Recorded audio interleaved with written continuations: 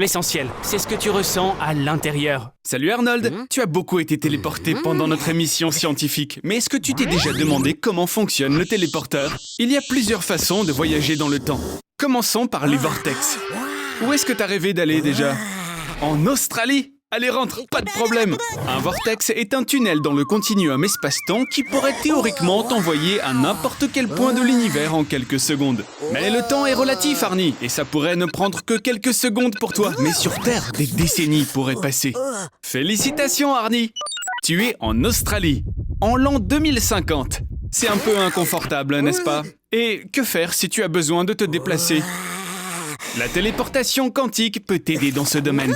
Ton corps est composé de 100 billions de cellules, qui à leur tour sont composées de 100 billions d'atomes chacune.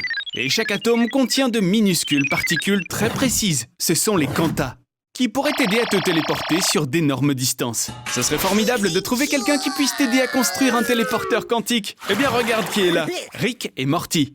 Arnie, prends leur dessin. Avec leur aide, tu pourrais créer un dispositif permettant un mouvement instantané n'importe où dans l'univers. Et même dans des univers alternatifs. Maintenant, quand le téléporteur est prêt, monte dans la boîte et assure-toi qu'il n'y a personne d'autre à l'intérieur. Bon ben, salut Arnold, hein.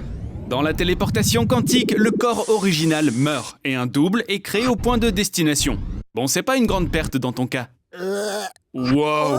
Je t'avais pourtant dit, pendant la téléportation, tu dois être seul dans la cabine. Ne touche à rien dans le laboratoire. Oh, qu'est-ce que t'as fait? Ton ADN qui a été hybridé avec celui d'un scorpion a été transmis par le système de satellite et a transformé tous les habitants de la planète en hybrides humains-scorpions. Tu as détruit la dimension C137, espèce d'idiot stupide, Arnie! Rick et Morty seraient retournés dans l'univers originel, où les mutants n'existent pas. Mais tu aurais pu recommencer plusieurs fois. Et je ne pense pas qu'on veuille voir ce qui arrive à Arnie dans cet univers. Mieux vaut retourner en Australie. Heureusement, j'ai sauvegardé les données quantiques d'Arnold. Donc, j'ai la possibilité de récupérer son petit corps inutile. Arnie, tu devrais ramper à travers le vortex en direction de chez toi dans les années 2020. Et n'oublie pas les plans de ton corps, hein, bien sûr.